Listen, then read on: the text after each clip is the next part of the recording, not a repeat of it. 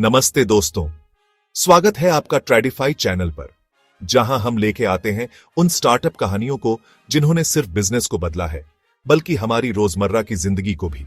आज हम बात करेंगे एक ऐसे राइड हेलिंग प्लेटफॉर्म की जिसने बाइक टैक्सी, ऑन्टो और स्थानीय यात्रियों का गेम ही बदल दिया। रैपिडो कैसे बना किफायती, तेज और हर शहर का ट्रैवल पार्टनर। लेकिन क्या रैपिडो ने सब चुनौतियों का सामना कर लिया है? क्या यह लंबे समय में टिक पाएगा? चलिए शुरू करते हैं। 2014 में 3 दोस्तों ने एक स्टार्टअप शुरू किया, द कैरियर, जिसमें इंट्रा-सिटी लॉजिस्टिक्स सर्विसेज थीं, लेकिन ग्रोथ धीमी थी।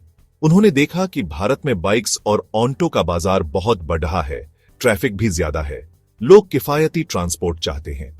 यही सोच के साथ उन्होंने पिवट किया और शुरू किया रैपिडो, बाइक टैक्सी और बाद में ऑन्टो सर्विसेज। 2014 में 3 दोस्तों ने एक स्टार्टअप शुरू किया, द कैरियर, जिसमें इंट्रा सिटी लॉजिस्टिक्स सर्विसेज थी, लेकिन ग्रोथ धीमी थी। उन्होंने देखा कि भारत में बाइक्स और ऑन्टो का बाजार बहुत बड़ा है, ट्रैफिक भी ज्यादा है, लोग किफायती ट्रांसपोर्ट चाहते हैं।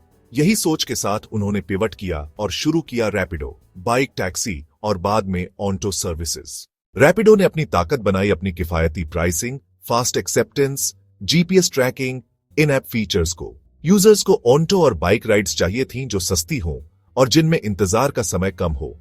उन्होंने टियर 2, टियर 3 शहरों में भी विस्तार किया, जहां ओला उबर का दबदबा कम है। सुरक्षा उपाय भी शुरू किए गए। दिल्ली, हैदराबाद, बेंगलुरु में ऑन्टो में सीट बेल्ट और बारिश के पर्दे लगाए गए। ट्रैफिक पुलिस के साथ जागरूकता कार्यक्रम चलाए गए। लेकिन रैपिडो का यह सफर आसान नहीं था। कंपनी को अपने शुरुआती दिनों से ही कई बड़ी चुनौतियों का सामना करना पड़ी, जिसमें सबसे बड़ी थी कानूनी और नियामक बाधाएं। भारत के कई राज्यों, खासकर महाराष्ट्र, कर्नाटक और तमिलनाडु में रैपिडो को भारी विरोध का सामना करना पड़ा। असल में समस्या की जड़ी हमारे पुराने ट्रांसपोर्ट कानूनों में है। मोटर व्हीकल्स एक्ट 1988 उस जमाने में लिखा गया था जब ऐप बेस्ड एग्रीगेटर्स का कोई वजूद ही नहीं था। इस वजह से राज्य सरकारों ने तर्क दिया कि प्राइवेट व्हीकल्स यानी सफेद नंबर प्लेट वाली गाड़ियों को कमर्शियल टैक्सी के तौर पर इस्तेमाल करना नियमों का उल्लंघन है।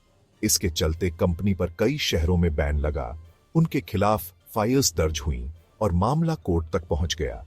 कानूनी LDDधाइयों के साथ साथ रैपिडो को कस्टमर एक्सपीरियंस को लेकर भी कई मुश्किलों का सामना करना पड़ा। ग्राहकों की शिकायतों की एक लंबी लिस्ट थी। एक आम शिकायत थी राइड के किराए में गड़बड़ी बढ़ी। ऐप पर दिखाया गया अनुमानित किराया और राइड खत्म होने पर असली किराए में अक्सर बड़ा अंतर देखने को मिलता था, खासकर पीक आवर्स में। इसके अलावा ड्राइवर पार्टनर्स का अनप्रोफेशनल व्यवहार, जैसे राइड कैंसिल करना या रूट को लेकर बहस करना, भी एक बड़ा मुद्दा रहा।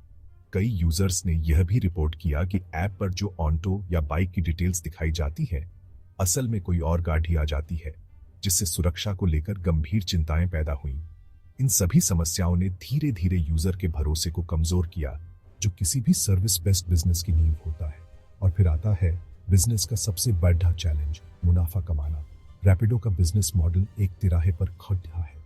ग्राहकों के लिए सस्ते दाम, ड्राइवर्स के लिए अच्छी कमाई और कंपनी के लिए मुनाफा।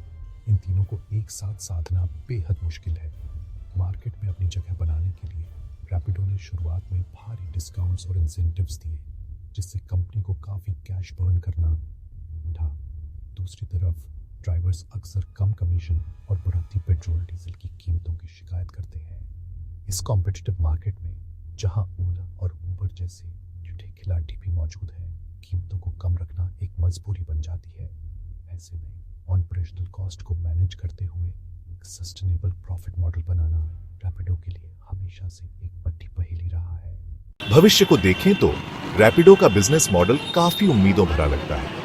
इसकी सबसे बड़ी वजह है भारत के टियर 2 और टियर 3 शहरों में सस्ती मोबिलिटी की भारी मांग, जहां पब्लिक ट्रांसपोर्ट अक्सर अपर्याप्त होता है और कार टैक्सी सेवाएं रोज के सफर के लिए बहुत महंगी पड़ी देती हैं। एक स्टूडेंट या युवा प्रोफेशनल के लिए यह सिर्फ छोटी मोटी बचत नहीं, बल्कि एक गेम चेंजर है।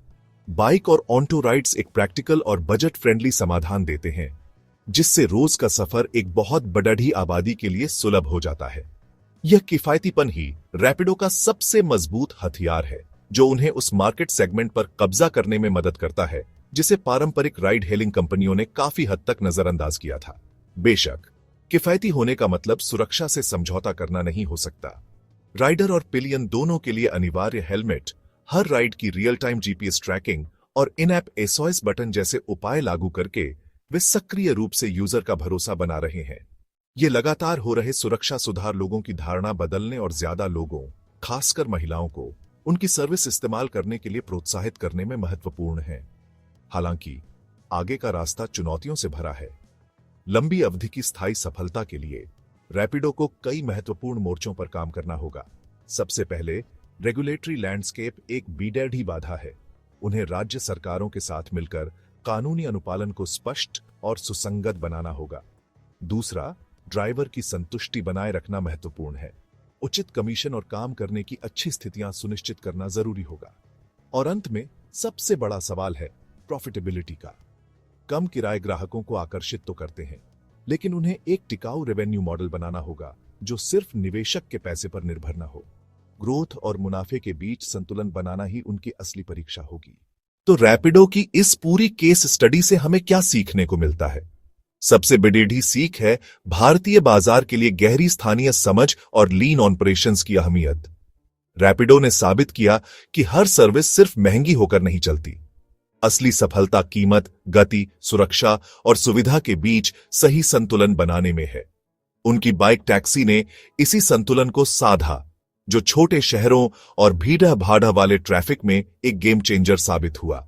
अब आगे का रास्ता देखें तो अगर रैपिडो अपनी कानूनी बाधाओं और सुरक्षा से जुड़ी चिंताओं को हल कर लेता है, तो यह सिर्फ मुकाबला नहीं बढ़ाएगा, बल्कि ओला और उबर जैसे दिग्गजों के पूरे बिजनेस मॉडल को चुनौती दे सकता है। उनका ऑन्टो और कैब सेगमेंट भी अब सीधे तौर पर रैपिडो के निशाने पर आ गया है, लेकिन सिक्के का दूसरा पहलू भी है।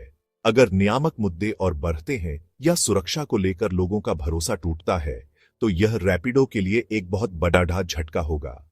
एक ब्रांड जो सुविधा और कम कीमत पर बना है, वो सुरक्षा पर समझौता करने का जोखिम बिल्कुल नहीं उठा सकता। तो दोस्तों, अब सवाल आपके लिए है, आपको क्या लगता है रैपिडो का अगला बड़ा कदम क्या होगा? क्या वो अपनी बाइक टैक्सी सर्विस को और मजबूत करेंगे, या फिर फूड डिलीवरी और लॉजिस्टिक्स जैसे नए वर्टिकल्स में विस्तार करेंगे? क्या उनकी तरक्की की रफ्तार जारी रहेगी? अपने विचार हमें नीचे कमेंट बॉक्स में जरूर बताएं। अगर आपको रैपिडो की ग्रोथ स्टोरी और हमारी इस बिजनेस केस स्टडी से कुछ नया सीखने को मिला हो, तो इस वीडियो को लाइक करके हमारा हौसला बढ़ाएं। हम हर हफ्ते ऐसे ही डिटेल बिजनेस एनालिसिस लाते हैं, इसलिए ट्रेडिफाई चैनल को सब्सक्राइब करना ना भूलें। मिलते हैं बहुत जल्द एक और दिलचस्प बिजनेस स्टोरी के साथ।